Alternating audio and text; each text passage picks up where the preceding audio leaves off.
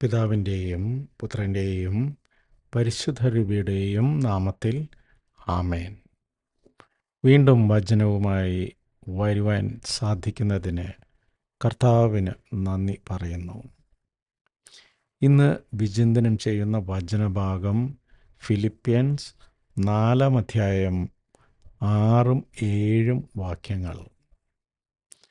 ഒന്നിനെക്കുറിച്ചും ആകുലരാകേണ്ട, പ്രാർത്ഥനയിലൂടെയും അപേക്ഷയിലൂടെയും കൃതജ്ഞതാസ്തോത്രങ്ങളോടെ നിങ്ങളുടെ യാചനകൾ ദൈവസന്നിധിയിൽ അർപ്പിക്കുവിൻ.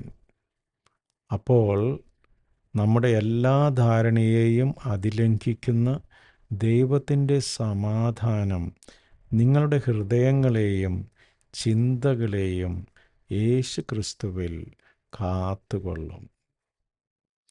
ഒന്നിനെക്കുറിച്ചും ആകുലരാകേണ്ട, പ്രാർത്ഥനയിലൂടെയും അപേക്ഷയിലൂടെയും കൃതജ്ഞതാസ്തോത്രങ്ങളോടെ നിങ്ങളുടെ യാചനകൾ ദൈവസന്നിധിയിൽ അർപ്പിക്കുവിൻ.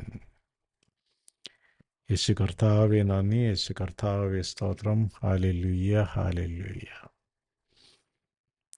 അപ്പോൾ നമുക്ക് എല്ലാവർക്കും എപ്പോഴും ഇങ്ങനെ ഭയങ്കര ആകുലതകൾ അല്ലെങ്കിൽ ആകാംക്ഷ, ഭാവിയെക്കുറിച്ചുള്ള ആകാംക്ഷ മനുഷ്യരെ വിഴുങ്ങിക്കളയുന്ന ഒരു കാലഘട്ടത്തിലൂടെയാണ് നമ്മൾ മുന്നോട്ട് പോയിക്കൊണ്ടിരിക്കുന്നത്. അപ്പോൾ നമ്മൾ പല പല പദ്ധതികളിടുന്നു.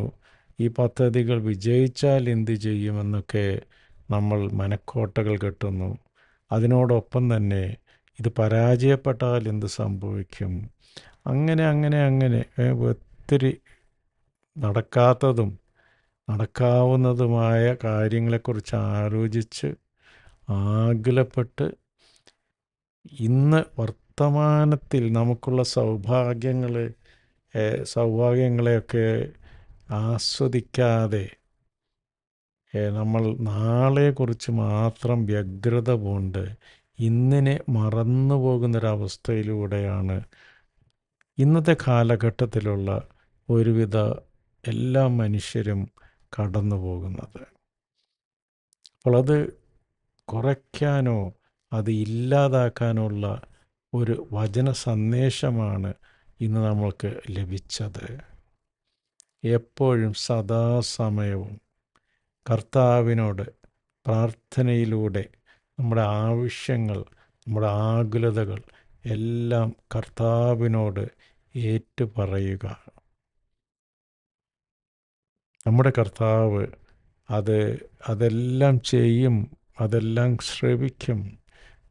അതെല്ലാം നമുക്ക് നല്ലതാണെങ്കിൽ കർത്താവിൻ്റെ സമയത്ത് അതെല്ലാം വളരെ ഭംഗിയായി ചെയ്തു തരും എന്ന ഒരു ഉറപ്പ് അത് വന്നു കഴിഞ്ഞാൽ അതാണ് വിശ്വാസം.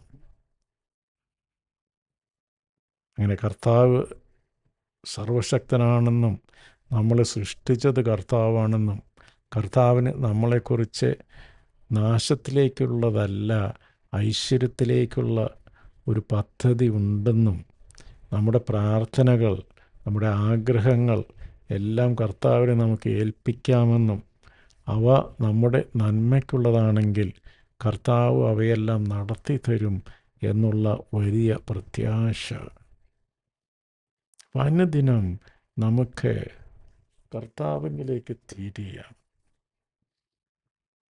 നമ്മുടെ ആഗ്രഹങ്ങളും അപേക്ഷകളും എല്ലാം കർത്താവിൻ്റെ കുരിശിലേക്ക് സമർപ്പിക്കാം. നമ്മുടെ കാരുണ്യവാനായ കർത്താവ് അതെല്ലാം നമുക്ക് ചെയ്തു തരും എന്നുള്ള പൂർണ്ണ വിശ്വാസത്തോടെ നമുക്ക് സമാധാനത്തിൽ ജീവിക്കാം. അനുദിനം കർത്താവിൻ്റെ മുമ്പിൽ തലകുനിച്ച് എളിമയോടെ വിശുദ്ധിയോടെ നമുക്ക് നമ്മുടെ ആകുലതകളും ആഗ്രഹങ്ങളുമെല്ലാം സമർപ്പിക്കാം. ഇതിനുള്ള ഒരു എളിമ, ഇതിനുള്ളൊരു വിവേകം കർത്താവ് നമുക്ക് നൽകട്ടെ. നമ്മൾ എത്രമാത്രം കർത്താവിൻ്റെ മുമ്പിൽ മുട്ടുമടക്കുന്നുവോ, കർത്താവിൻ്റെ മുമ്പിൽ തല കുനിക്കുന്നുവോ, കർത്താവ് നമ്മളെ അത്രമാത്രം കൈപിടിച്ച് ഉയർത്തും. തീർച്ച. ദൈവം നമ്മെ എല്ലാവരെയും സമൃദ്ധമായി അനുഗ്രഹിക്കട്ടെ. നിങ്ങളും എനിക്ക് വേണ്ടി പ്രത്യേകം പ്രാർത്ഥിക്കുമല്ലോ. ആമേൻ. God bless.